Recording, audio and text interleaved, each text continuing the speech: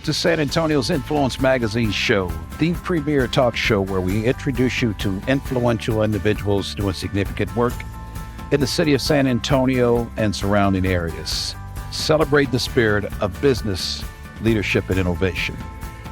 If this is your first time joining us and you'd like more information, you could find us at influencesa.com. That's influencesa.com. Like us on Facebook, Instagram, LinkedIn, Pinterest, and for this particular episode of the show, all future and past episodes of the show, pull up your YouTube search bar, toss in San Antonio's Influence Magazine show. That word is critical. Get that word in there. When you get there, please subscribe, give us a like or a thumbs up, and hit that bell so that you don't miss any future episodes of the show. I'm your host, Cedric Fisher, 40-year career journalist and publisher of Influence Magazine brand. When we come back, we're going to introduce you to today's guest. Don't go anywhere.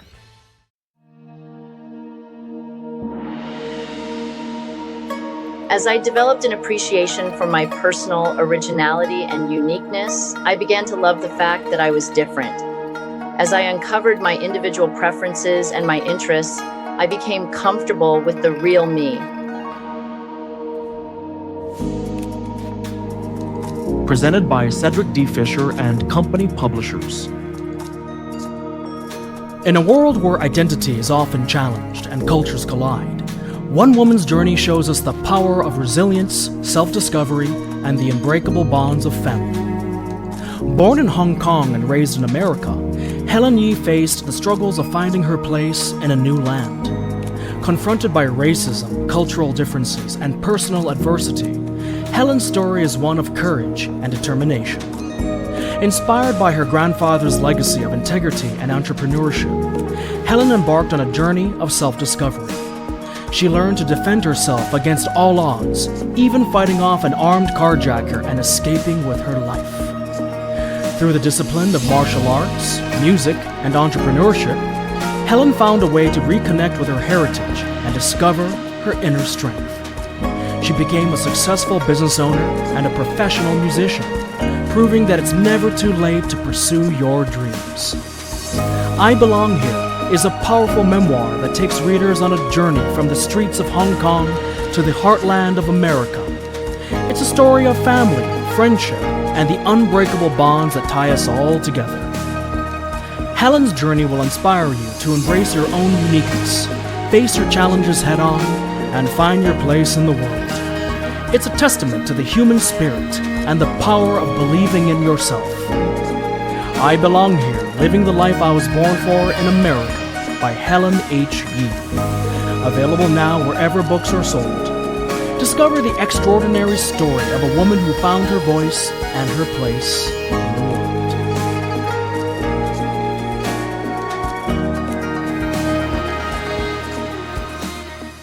Welcome to San Antonio's Influence Magazine show. This week, we have the pleasure of welcoming Maria Williams. Maria was born in Würzburg, Germany, and spent her youth all over the world witnessing rich cultures, traditions, and communities.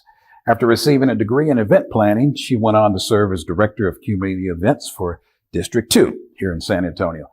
She sat on several boards across the city and even owned her own full-service event management company, Majestic Events by Maria. Art is also heavily woven into Williams' endeavors, for she developed the Art of Four, an initiative to advocate and provide a platform for local Black artists. In 2021, she would then go on to open up the Eye of the Beholder gallery and studio. Without further introduction, help me welcome Maria Williams to the show. Welcome to the show, Maria. Thank you for having me. Let's get right into the questions. And your childhood was nothing short of unique. Born in Germany, raised by a Cuban parent and a Panamanian parent. So unpack that for us. Share with you the cultures that were going on in your home as a child. I would say it was a lively culture between the Cuban and the Panamanian, and behind all of that was all of the Caribbean, where my family, started from. Most people try to call me Maria or Marie, and I'm insistent on Maria because that's my name. Okay. But people automatically want, I'm very proud of my ancestry. Yeah. So Maria Magdalena is my full name. And that was instilled in me to have that kind of cultural pride. And I think that's why on my end, anything I do, I show that cultural pride. And I also encourage people, no matter where they're from or who they are, or what their culture is, to have that kind of cultural pride. I consider myself extremely blessed to have that. Yeah. So when I think of Cuban, Panamanian, I'm thinking of all the recipes that are going on in the kitchen. So did you guys eat a little Cuban food, Oh, a lot. And it's influenced of course, my cooking, which that is my thing. That's my love language is cooking. So yes, I'm great with some arroz con pollo, arroz con coco. A lot of those recipes are in my world, and those flavors, even with dishes that may not be considered Cuban or Panamanian. I still throw that spice in there to give it that flavor. Okay. And you were born in Germany. How did you guys get there? So my dad is in the military, United States military, and we were stationed in Germany. We went to Würzburg, where I was born. And then later on, my dad had promised me, because we only had 90 days, my mom was allowed to give birth to me. And then we had to come back to the States because my dad had received his orders. So with that, coming back, I never got to visit Germany. I never got to experience it. So my father promised me his last duty station would be Germany, so I could see where I was born. It wasn't Würzburg, it was Kaiserslautern, some may know as K-Town. But then I had the opportunity to go to Würzburg, which is where I was born, but Kitzingen is where the hospital was. So, yeah. Mm-hmm. So as you mentioned earlier, identity is a big part of who you are. Yes. With that multicultural environment in your house, did you have a little issue with figuring out your identity back then? So I never had an issue with figuring out my identity ever. But the people around me, as they learned my ethnicity, was like, oh, well then, Marie, you're not really Black. Yes, I am. Because we have to change, get people to understand your ethnicity is different from your race. My race is Black.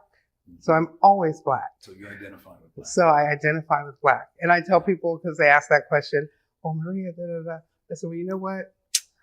I am Cuban, though I have a Cuban mother and a Panamanian father. I'm a Black woman in America.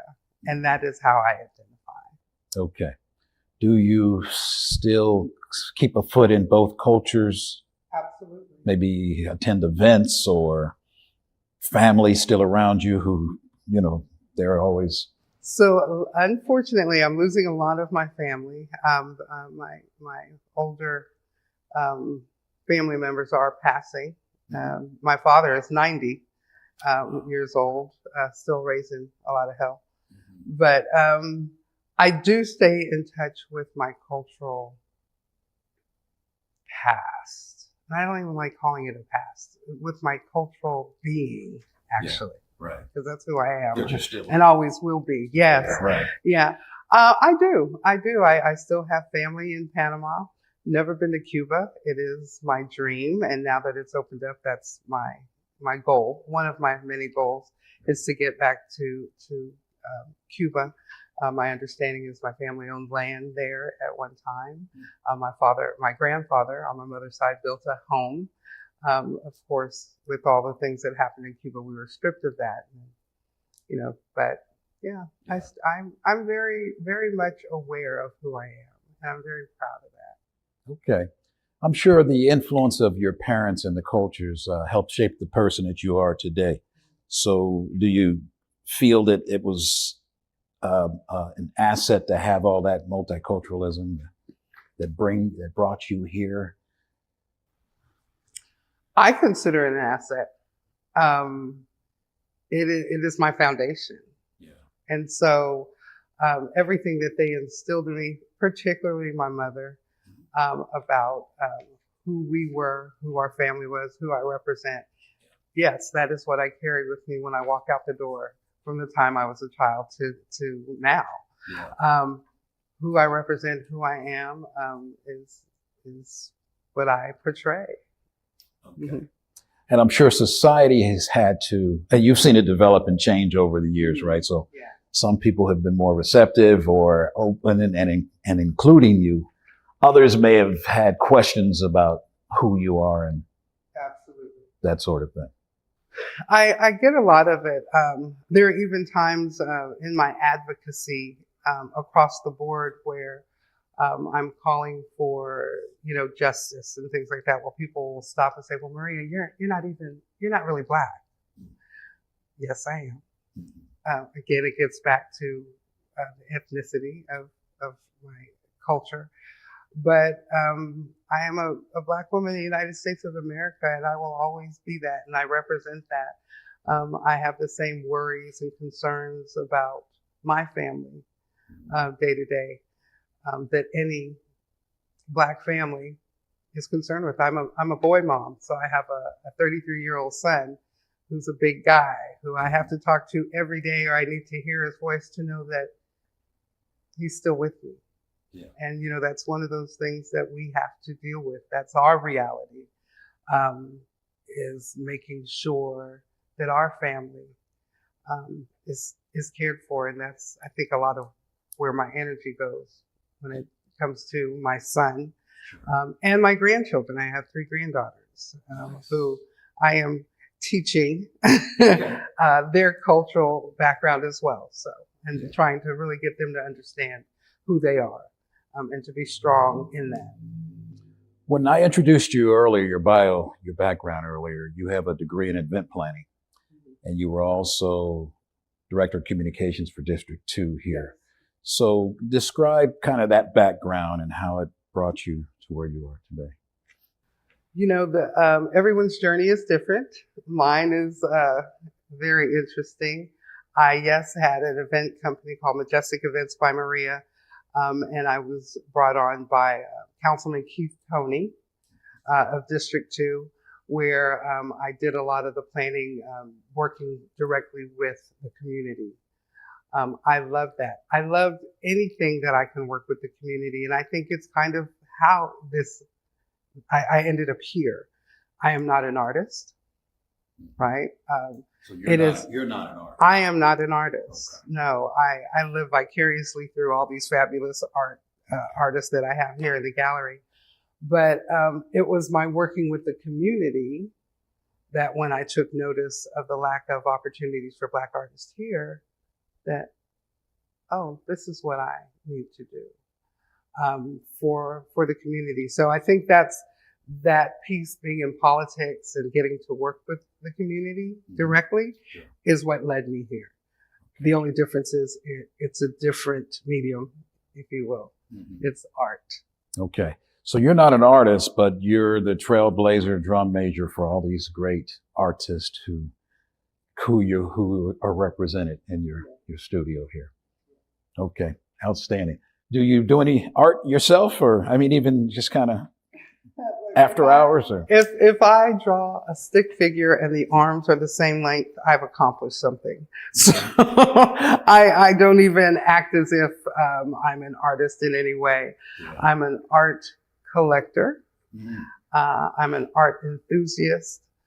But what brought me here was beyond me just liking art. What brought me here was the activism of making sure that our local artists had the same opportunities as any artist in the city of San Antonio. That's important. So you have a background in event planning, and then came Art of 4. So can you talk to us a little bit about how that became of age, and what was your motivation? Sure. Literally watching the local news, seeing grants that were being given out, positions that were for representation of our city, and none of those faces looked like mine. None of them. And I knew Black artists in the city. I knew well-known Black artists. And so I called one of them and I said, hey, I just was watching the news and I see all these grants being given out. And where are the faces that look like mine? And the artist at that time said, well, that's normal. It wasn't normal. It's not normal. We allowed it to become normal, but it is not normal. So I said, well, look, this is what I want to do. I don't know how, but get these 4 artists together. There were 2 that I knew and 2 that I didn't, but I admired their work. And I said, let's meet at Jim's. Let's figure out how to make a change. Let's not whine about it, cry about it. Let's see how we can change that playing field. And that's what I did. I met with these 4 artists and told them what I wanted to do. Really just saying, I noticed the lack of Black art. I noticed the lack of Black artists getting the same opportunities here in this city, but I want to figure out how to change it. And I think the only way that I could do that is meeting with artists and hearing from them what doesn't go on and what does go on.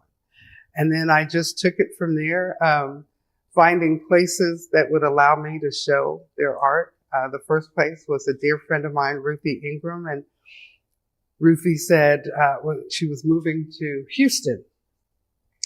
And I went to her house, and she has a big, beautiful home in Chavano. I thought, this would be a great place for an art show. And she said, yeah, Maria, it will. Just let me know when you want. I said, this would be a great place for a 2-day art show.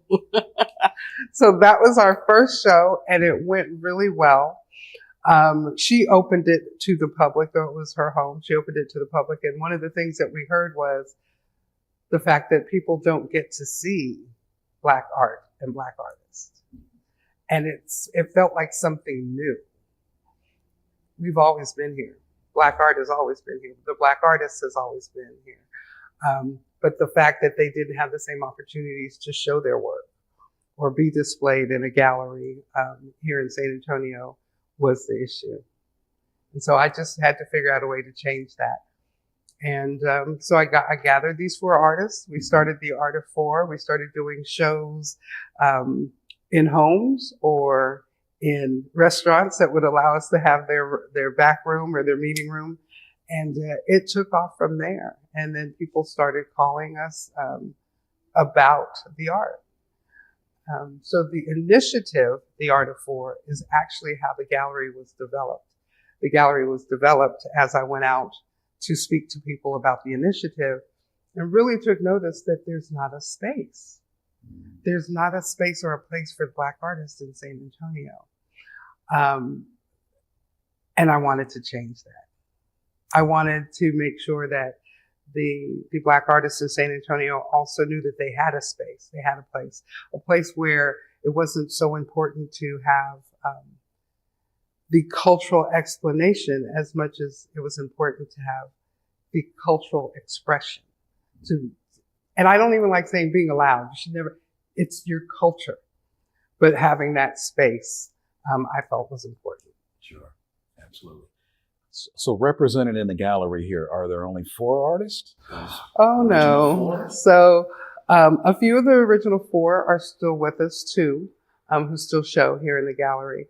But we were blessed. We were taken to Art Basel last year, and that opened the door. That opened the door for us to other artists literally around the world, the United States.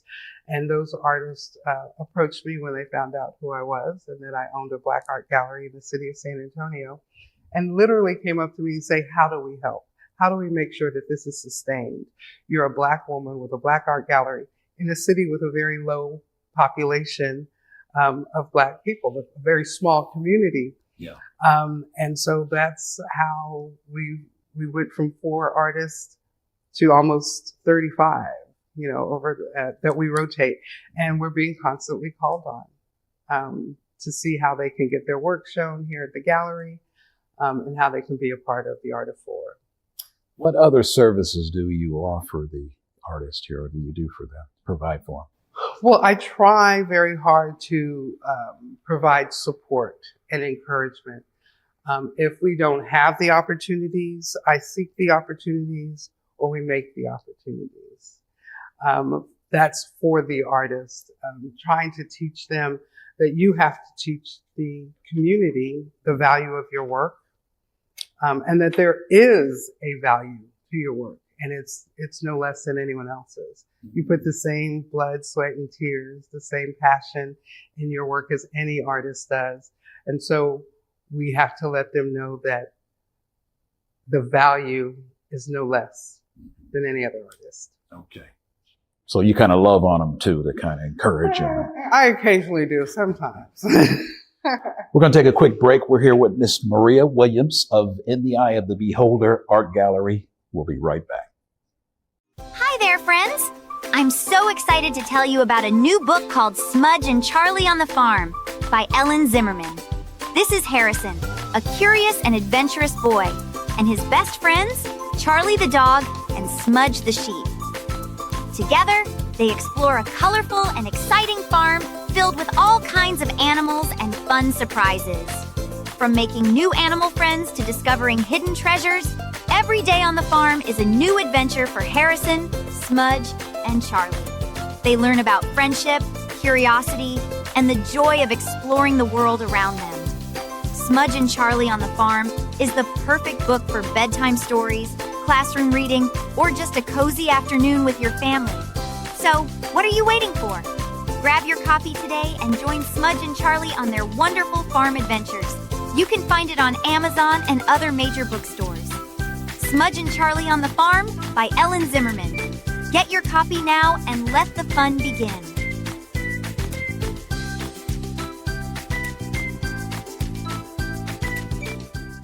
Okay, welcome back to the show. We're here with Miss Maria Williams of In the Eye of the Beholder Art Gallery. Welcome back to the show, Maria. Let's pick up where we left off. So, shortly after Art of Four, is it Art of the Four? No, it's The Art of Four. Let me get that right. The Art of Four came In the Eye of the Beholder Art Gallery. So what was the mission and vision for the art gallery?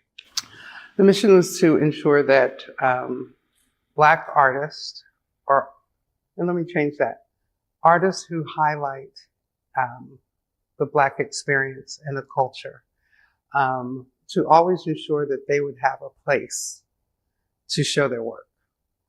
And we would be that place. And we would always, that's our main mission, the opportunity to allow or to have Black artists have a space where they can always show their work. Yeah. Okay, so your vision was to come up with a brick and mortar or develop it. Well, it really wasn't. This was my vision. My vision of the Art of Four was to unite Black artists in the city of San Antonio and get them to understand that being a united front and a united force will get them recognized, to encourage one another, to do to get out there and do what it is they do, which is be artists and highlight our community through this art. And then I was going to go on my way. And I was going to go back to having my event company and just doing that. But it took on a life of its own. Each time we went to do a show or someone invited us to do an exhibit, I noticed the excitement, not only of the artist, but of the community. Yeah. What did that tell me? Immediately it told me, this is what's been missing. Nice. And we've got to find a way to change that. And that's how the Art of Four started. And just finding those opportunities, building those opportunities, and making things happen for these artists is what was important, what is important to this day for me. Yeah. Gets back to that principle, we're stronger together. Together, than definitely. Independent. And one of the things about that saying, because I fought against that for a long time, because this is what I felt that I was seeing. We're better together as long as we're not together.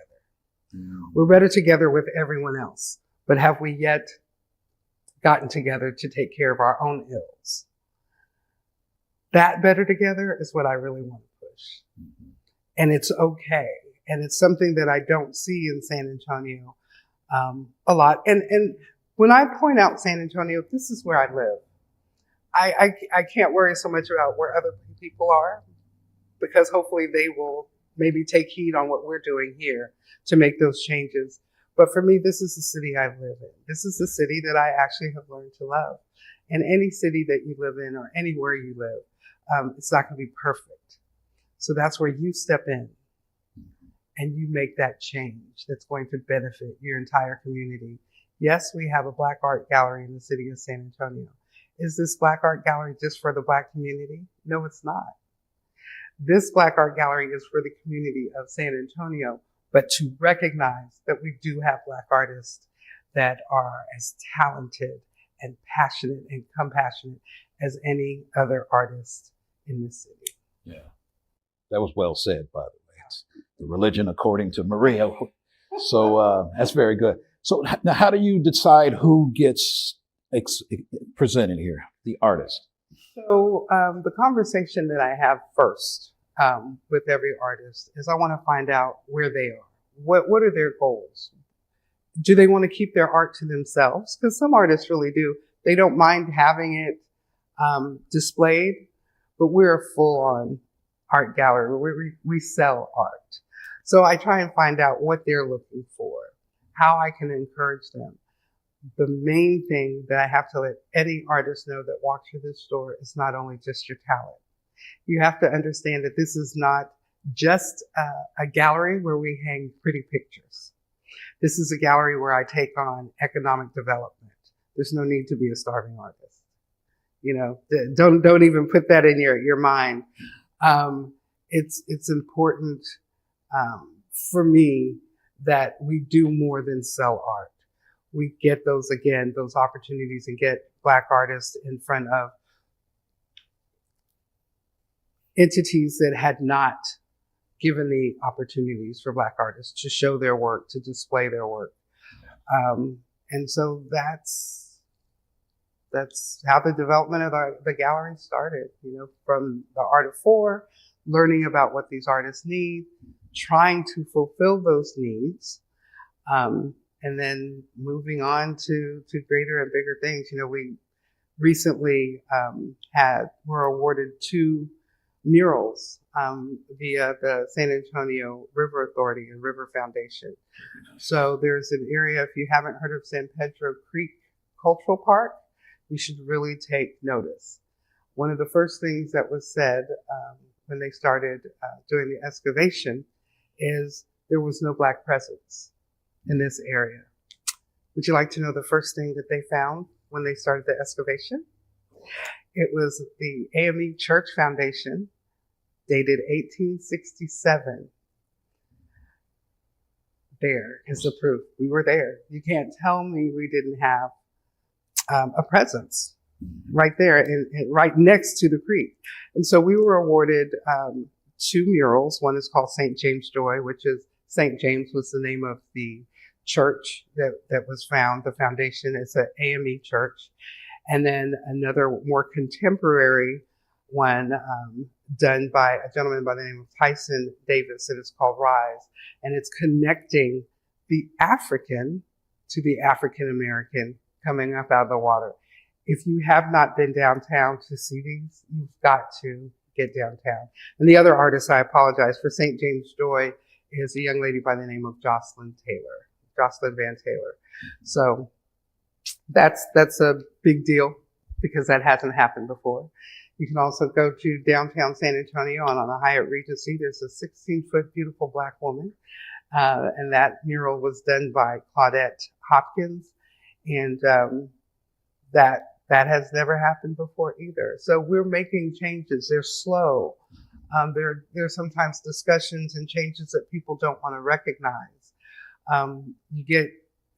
But you have to tackle some of these uncomfortable things and these uncomfortable conversations to get to the goal. And again, the goal for me is to have Black art and Black artists represented here in this city, just like any other artist. Yeah. That shows their cultural talent.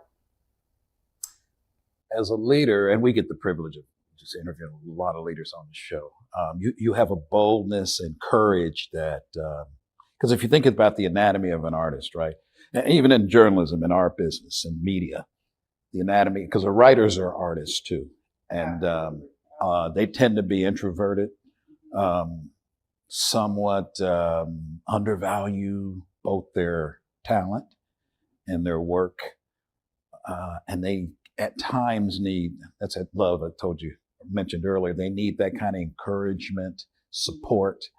And as a leader, is that part of what you sort of realize, part of your calling is to make sure you promote them, encourage them? And I definitely do encourage all of our artists. But there's more to it than just the encouragement that I've learned. It's not something that I knew that I was taking on. But yes, the encouragement, sometimes it's more difficult to hear something from your own than it is to hear it from others. And that's something that I learned, that even the value, I had to teach these artists the value of who I am and who the Art of Four is and what the gallery is about. Because it's very difficult to love on someone who doesn't understand you're loving on them. Okay. Love cannot always be happy and unicorns. It's the reality of the situation that you're dealing with. And so it's been difficult, but I am encouraged through my own goal of making sure my community and those artists in my community understand that it's not always going to be the love that they want that I give them. Sometimes it's the harsh reality and understanding that your sacrifice, my sacrifice, is the love of our culture. And it does take sacrifice. It's not always going to be, the glamour and the beauty of it. Yeah. It's the undercurrents, Mm-hmm. sometimes having to deal with that and teaching these artists that, our ice is just as cold as theirs. Mm-hmm. Okay. Sometimes that's tough love. It's all love, right? It's all sometimes it's tough. So what's the role that a gallery plays in the life of an emerging or underrepresented artist? Well, for this gallery, because, every gallery, you got to ask every gallerist that. Every gallery is different. Some people just want to have an art gallery.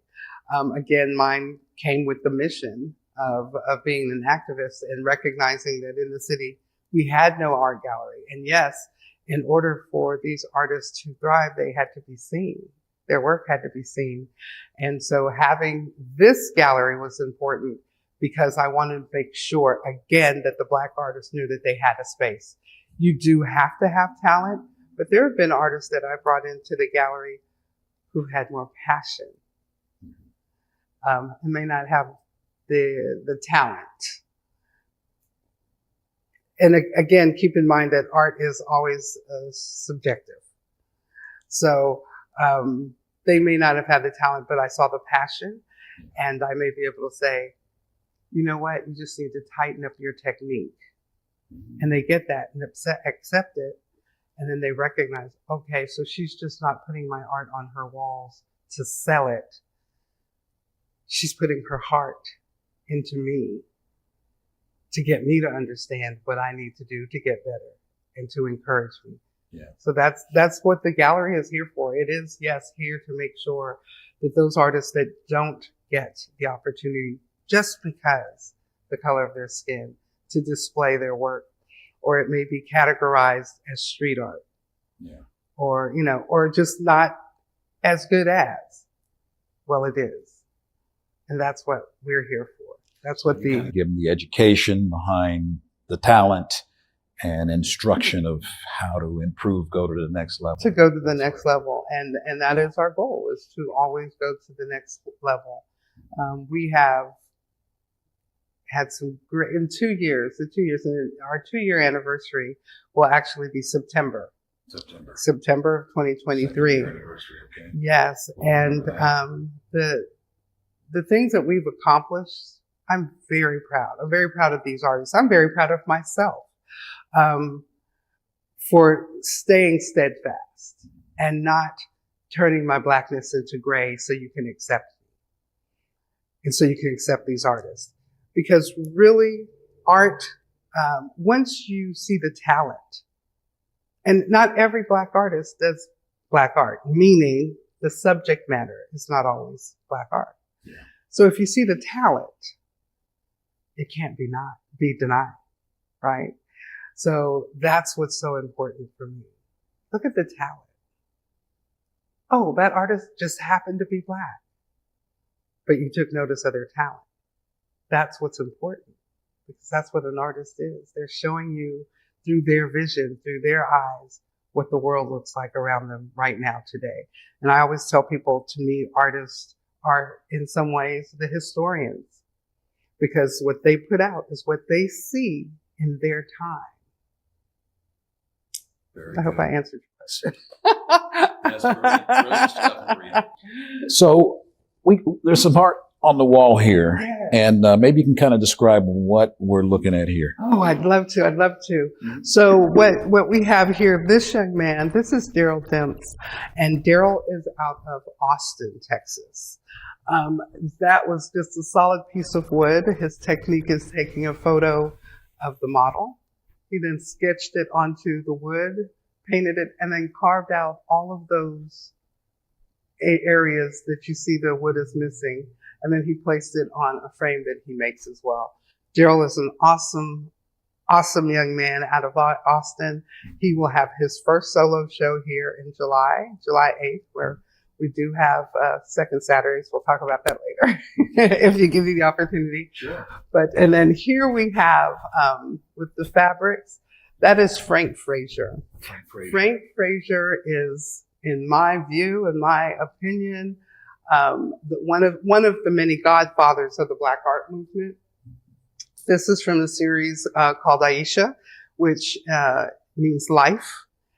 And Frank is Maria at 80.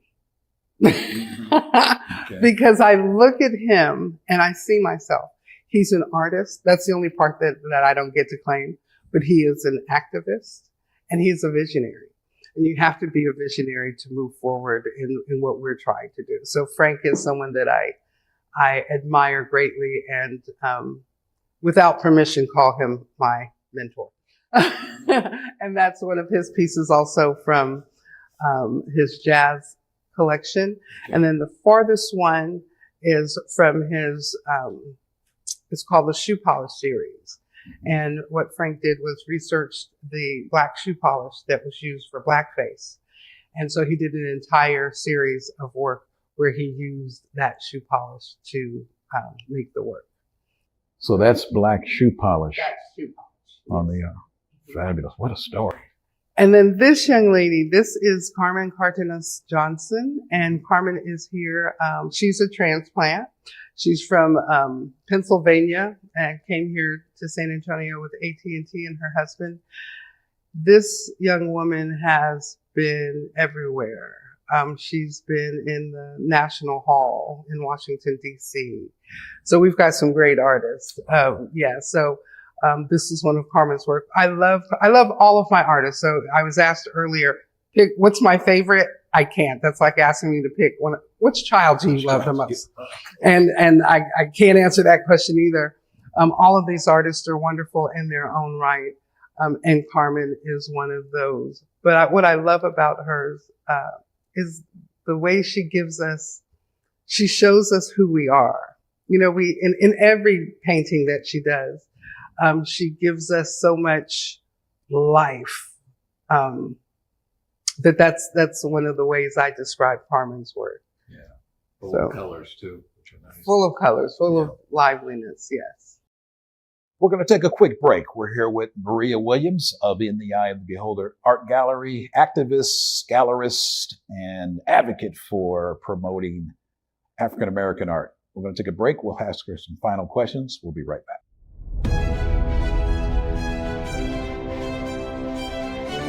Have you ever found yourself sitting on your couch after a long and unrewarding day at the office, asking out loud, "Can I do better for myself? Isn't it time to create those opportunities that I deserve?" Author Don Glynn has spent a lifetime asking that question. Now, he's taken his experiences and wisdom and committed them to written form. Born in Texas and having a troubled childhood, Donald Glenn Jr. is no stranger to adversity. He grew up without a full-time father, the result of a divorce. He struggled to make it in high school. He dropped out of college. He couldn't find his direction in life. His situation seemed hopeless until he made a decision to make his own fortune rather than wait for it to come to him. Don's debut title, Shut Up and Work, is a manifesto containing real-life tales of surviving, thriving, then ultimately leaving the 9-to-5 workforce. His vivid recollections of horrible bosses, workplace politics, and toxic work environments are both entertaining and cautionary, and perhaps may even be familiar. If you're frustrated and feeling trapped on the corporate plantation, as Don puts it, then Shut Up and Work is a title that should be in your hands. Welcome back to the show. We're here with Miss Maria Williams of In the Eye of the Beholder Art Gallery. Welcome back, Maria. Final questions. One is, what do you feel is the greatest challenge art galleries have in today's society? Understanding the position of what the gallery actually does. Our gallery, of course, again, is a niche, if you will, gallery, because it's a cultural gallery. And that's what we promote, the cultural expressions of these artists. It's very difficult to have people understand. I think they feel like, well, if I go around the gallery, I get a better price. Let me explain the purpose of this gallery. This gallery has to be sustained, and in order for us to have a place to show Black art, I need you to come to the gallery.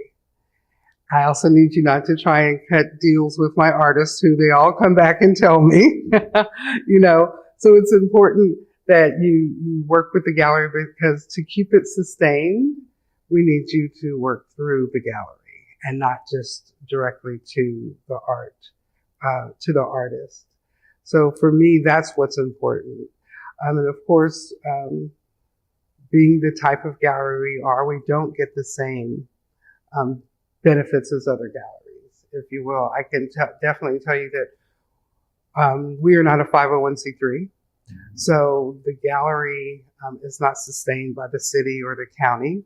The gallery is sustained by the art that we sell for these artists and the opportunities that we find for these artists. So that's probably been the most difficult here. And it's funny, I've had business owners and other folks say, you need to come to our city because we'll spend the money with you. I want to believe that my city will spend the money with the artists, understanding that this is an investment in so much more than the building, and so much more than the gallery. But it's an investment that you're giving to your community and those in your community who are striving to do what they love to do. And that is the expression of the Black artist.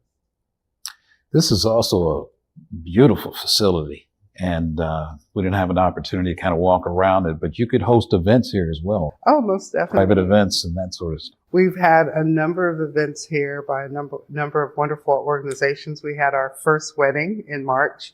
That was thrilling for me. There was a wedding in here. There was a wedding, yes. We used the courtyard and the entire gallery for that celebration of love. And we encourage, we want this to be a hub for the community, all of our community. So yes, you can have events here at the gallery. Keep that in mind. Maria, we have the privilege of interviewing a lot of great leaders on the show, innovators and folks like yourself. One thing we've kind of concluded, the team and production crew and all, is all leaders are readers. Mm-hmm. They all tend to have a book that they refer back to, or their go-to book that they get a lot of motivation, inspiration, and maybe even education from, information from. That book is typically found on their nightstand. What book is on your nightstand? The Audacity of Hope by Barack Obama. It is my Bible, if you will. Even the stance that I've taken, something like art, you don't think is that important until you get into the industry and into the politics, which there are politics in everything. And what that book showed me, or what I read, is it's okay to stand up. And it's okay even when it's not the most popular of ideas. That's what the Audacity of Hope. And I think of that quite often as I'm kicking and screaming and mad and wondering why the world doesn't get what I'm trying to give them. The audacity of hope is what I want my community to also have, to recognize we are bold enough to have our own. We are bold enough to bring others in. And just because we're showing you our community or because we're taking pride in it, that it doesn't mean we're excluding anyone. We welcome you in. And that's what I do with the gallery. I literally had a woman ask me if she could come in. She was of Asian descent, and she said, I know this is a Black art gallery. Is it okay if I come in? I welcome you. I welcome you all. I welcome everyone. The point of this gallery was just to have a place where Black artists could show their works, a place where we could have cultural pride in the work that we're showing. That's all. So the Audacity of Hope gives me the audacity to stand and fight for that, which I believe in. Outstanding. There's also a history lesson in here. So everyone who visits the gallery, get ready. You can learn a lot about the African-American experience. Last question. If anyone who needs to follow up or would like to come and see you or, have a conversation with you, how would they? Yes. Well, we are located in what is known as Government Hill. So we are at 1917 North New Braunfels, San Antonio, Texas, 78208, Suite 100. You can also reach me at 210-600-4141. That is the gallery number. Our email address is eyeofthebeholder210@gmail.com. And those are all the ways you can contact me. Or, of course, just come in. Come visit. Maria Williams, activist, gallerist, advocate for African-American art. Thank you for being on the show. Thank you for having me, and I truly appreciate this opportunity because it's given more opportunity to these artists as well. I'm Cedric Fisher, your host. We'll see you next time.